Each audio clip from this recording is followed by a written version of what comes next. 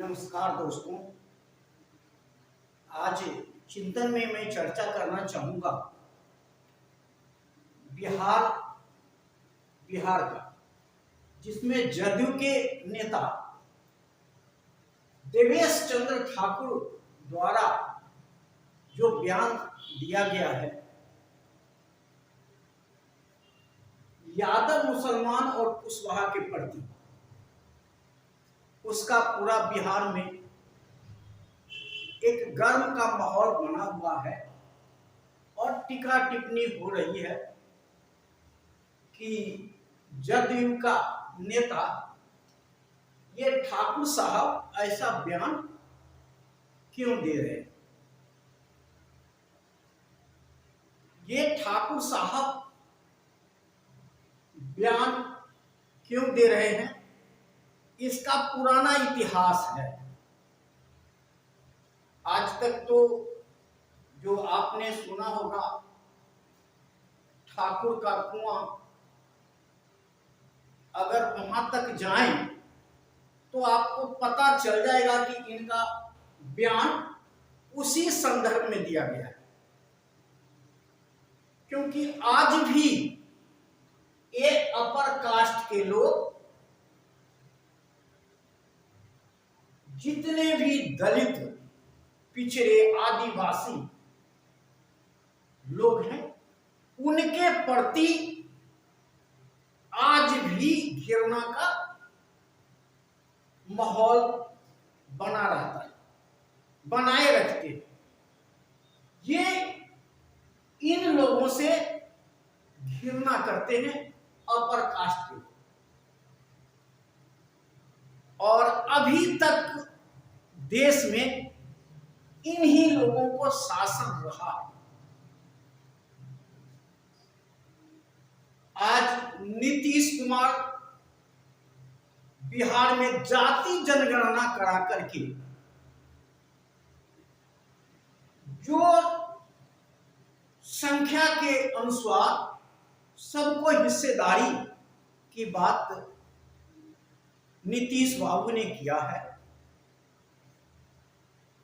और सत्ता से लेकर ये संसद, विधायक, हर जगह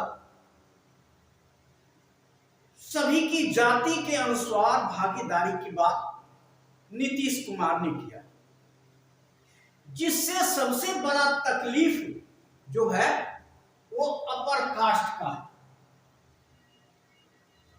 और अपर कास्ट का पार्टी कौन है? बीजेपी। बीजेपी इसका विरोध करते आया है, आज भी विरोध कर रहा है।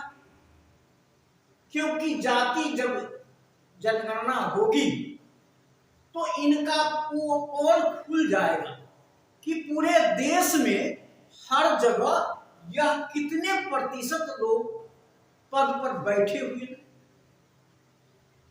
कितने सांसद हैं, कितने राज्यसभा सदस्य में हैं, कितने विधानसभा में हैं, कितने विधान परिषद, और नौकरी में विभिन्न जगहों पर इनका प्रतिशत क्या है, और ये सब कैसे पहुंच रहे हैं।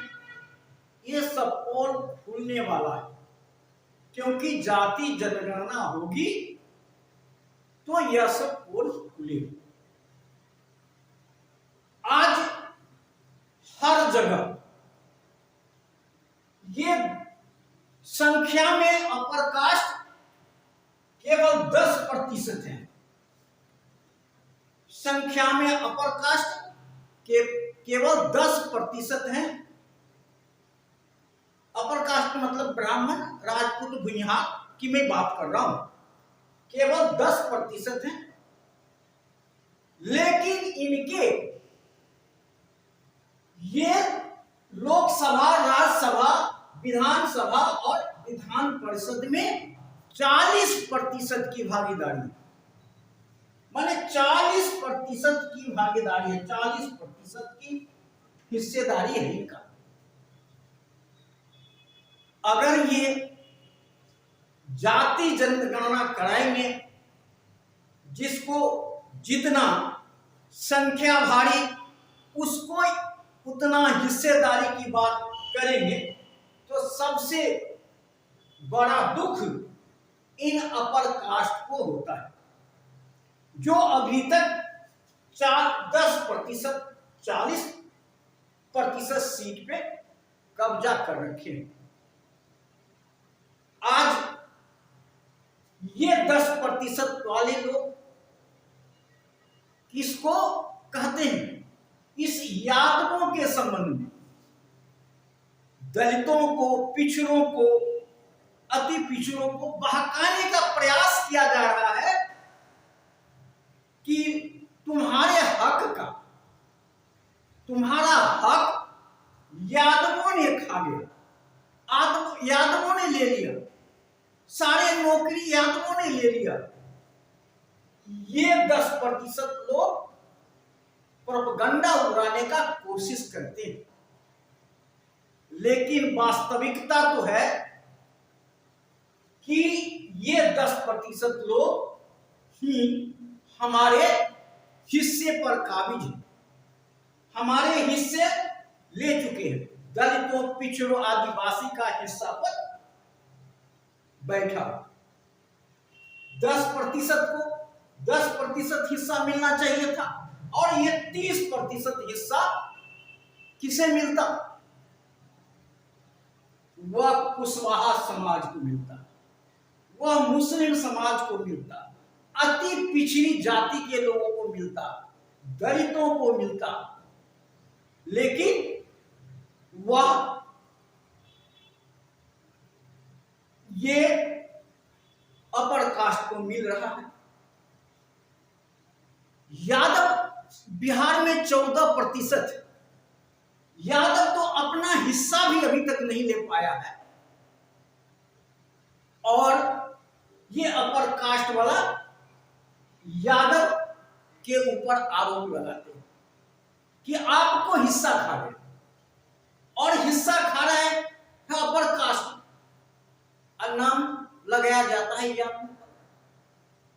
आपने अति पिछड़ी, कुशवाहा और कितने भी यादव के बाद की जातियां हैं, वो अपना हिस्सा, उनको अपना हिस्सा कैसे मिलेगा? यादव ने तो लड़के लिया, लेकिन आप चाहते हैं कि बिना लड़ाई के, बिना संघर्ष का आपको हिस्सा मिल जाएगा। यह संभव नहीं है। यादव ने बहुत बड़ा संघर्ष किया। लालू यादव ने, आपने देखा होगा, दलितों, पिछड़ों, आदिवासी को उठाने में जो संघर्ष किया है, उसका संघर्ष को आज भुलाया नहीं जा सकता। लेकिन संघर्ष किसने नहीं किया? कुशवाहा समाज, अति पिछड़ी लोग, मन मुसलमान लोग, ये संघर्ष में नहीं गए। इसीलिए आज ये पिछड़े, इनका हिस्सेदारी 10% के होने के बाद भी 2%, 5% हिस्सेदारी इनका हर जगह है। मुसलमान की हिस्सेदारी तो और कम है। यह पहली लोकसभा है जिसमें करीब करीब 22 मुसलमान जीत के आए, लेकिन अभी भी मुसलमानों को अपनी हिस्सेदारी हर जगह नहीं मिलता है। लेकिन एकता और संघर्ष के बल पर मुसलमान आगे बढ़ रहा है और कुशवाहा पिछड़ रहा है, क्योंकि कुशवाहा सबसे तेज तर्रार जाति माना जाता है, होशियार माना जाता है, पढ़े लिखे वर्ग भी माना जाता है, लेकिन संघर्ष करने में बहुत पीछे, त्याग करने में बहुत पीछे है और भाईचारा बनाने में बहुत पीछे है। उनको किसी से भाईचारा नहीं है, तो इनका पिछड़ने का कारण वही है। आज कुशवाहा समाज जिनके हक और अधिकार भी नहीं दिया जाता और इनके हक अधिकार को कौन चट कर रहा है, तो अपर कास्ट वाले चट कर रहे हैं। फिर भी कुशवाहा अपर कास्ट के साथ लगा हुआ है, उनको जिताने का काम करता है। अगर कुशवाहा समाज आज 3-3, 4-4% वोट की इधर से उधर हो जाने के बाद संसद विधायक हार और जीत जा रहे हैं, लेकिन इनके पास 10% मत होने के बाद भी ये जीतते नहीं है, दूसरे को जिताते। और जिताते किसको? ये अपर कास्ट के लोगों को जिताते। जब इनको ये जिताते रहेंगे तो ये तो आपको आगे बढ़ने देगा ही नहीं। आज इनकी बयान सुनिए, आपने इनको वोट देकर के भेजा, लोकसभा, राज्यसभा, विधान परिषद में आपके वोट से ये पहुंचे, लेकिन क्या कहते हैं कि हम इन लोगों को काम नहीं करेंगे और भद्दी गालियां भी इनके प्रति इनके द्वारा दिया जाता है, लेकिन फिर भी ये लोग बर्दाश्त कर रहे हैं और उसी के पीछे लगे हुए। आपने देखा लोकसभा में, आपने देखा तमाशा कि 17 में से 10 सीट अपर कास्ट को दिया गया और कोई यादव, मुसलमान, कुशवाहा, अति पिछड़ी लोग बोलने का साहस नहीं, मांग करने का साहस नहीं और हराने का साहस नहीं। वोट तो आप देते हैं, अगर टिकट भी दे दिया बीजेपी ने तो आप उसको वोट मत देते, उसको हरा देते। आज बीजेपी को आपने बिहार में हरा देते तो फिर इनको याद आ जाती। ये देवेश चंद्र ठाकुर का बयान इस प्रकार होता नहीं, तो आपको आगे करना क्या पड़ेगा? अपनी हिस्सेदारी लेना पड़ेगा, इनसे अपनी हिस्सेदारी छीनना पड़ेगा। जो इनका बयान दे रहे हैं, इनकी बयान शांत हो जाएगा जब आप इनकी हिस्सेदारी को छीनने का काम करेंगे। हमारा ये कुशवाहा समाज, यादव मुसलमान समाज अगर इनको वोट देना बंद कर दे तो एक भी सांसद, विधायक और मंत्री नहीं बन सकते। आज लोकसभा में इनके मंत्रिमंडल में जगह देखिए, 40% मंत्रिमंडल में मंत्री केवल अपर कास्ट के लोग, और इन लोगों का मंत्रिमंडल में एक भी जगह नहीं, और वोट ठाकुर ब्राह्मण को देते हैं। अब जिसको वोट देंगे वही तो जीतेगा। और एक तो आपको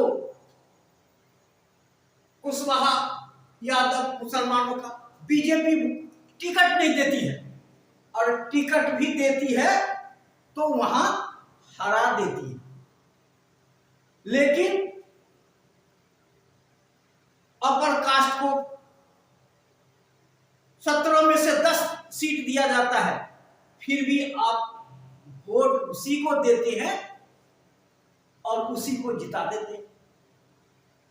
इसलिए आगे से आपको ध्यान रखना पड़ेगा, इनको ये 10%, 40%, 25% पर हिस्सेदारी बना रखे हैं, बैठे हुए हैं, इनको नीचे करना पड़ेगा, इनको 10% पे लाना पड़ेगा और कुशवाहा समाज यह काम कर सकती है।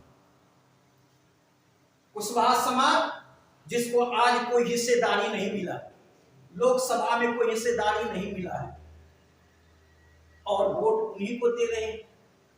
जब तक कुशवाहा समाज इनको हराएंगे नहीं, अपर कास्ट को हराएंगे नहीं, इनको हिस्सेदारी नहीं।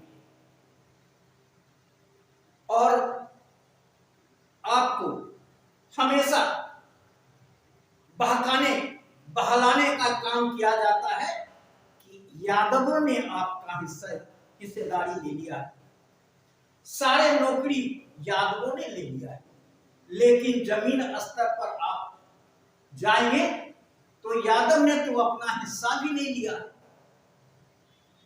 और वह जो भी लिया है वह लड़के लिया है, संघर्ष करके लिया है। इसलिए आपको भी संघर्ष करना पड़ेगा और अपना हिस्सा लेना पड़ेगा। जब तक इसमें आप अपना हिस्सा नहीं लीजिएगा तब तक देवेश चंद्र ठाकुर का बयान नहीं बदलेगा, नहीं बदलेगा।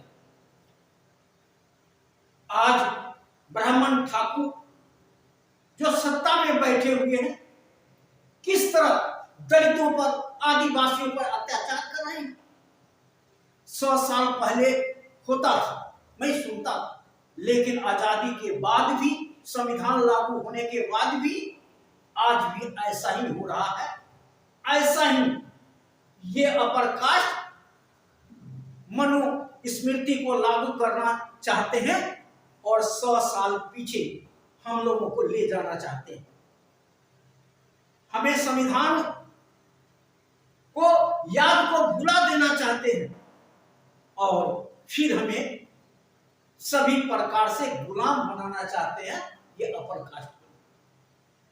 इसलिए सावधान रहने की जरूरत है और संविधान के प्रति आपको आस्था होना चाहिए। आपका संविधान ही सबसे बड़ा ग्रंथ है, संविधान ही आपके जीने का सबसे बड़ा सहारा है। और जो बाबा साहब ने जिस संविधान को आपको दे गए हैं, पूजा हमें इन्हीं को करना चाहिए, उस संविधान को करना चाहिए, बाबा साहब का पूजा करना चाहिए। और बाबा साहब ने जिस धर्म को अपनाने का काम किया है उस धर्म को भी हमें मानना चाहिए और उस धर्म के तरफ हमें चलना चाहिए। तभी हम मानवता का, भाईचारा का और समानता का समाज स्थापित कर पाएंगे। इसलिए सबसे पहले हमें ये 10% अपर कास्ट को रोकना पड़ेगा, जो आज हमें दलितों, आदिवासी पिछड़ों को हकमारी कर रहे हैं। मुझे आशा है कि आप ऐसा ही आगे आने वाला विधानसभा, बिहार के विधानसभा में करेंगे कि आप उसी को वोट देंगे जो आपका हक का हो, लेकिन जो आपको हकमारी कर रहा है उसे वोट देना बंद करें और आप अपने विकास के नाम पर, अपने काम के नाम पर, अपने हक अधिकार के नाम पर वोट करेंगे। कोई संवेदनशील मुद्दा उठा करके आपको वोट को इधर से उधर करने का कोशिश करता है, इसके लिए सावधान रहना पड़ेगा। मैं आशा करता हूं कि आगे आने वाला चुनाव में ऐसा ही करेंगे और संविधान को रक्षा करेंगे और जाति जनगणना की आवाज को बुलंद करेंगे। जिसका जितना संख्या भारी उसको उतना हिस्सेदारी नीतीश कुमार को याद दिलाने का आप काम करेंगे, क्योंकि आज जदयू के देवेंद्र चंद्र ठाकुर ने बयान दिया है, उनको भी सबक सिखाने का काम करेंगे। आज इतना ही। जय हिंद, जय भारत।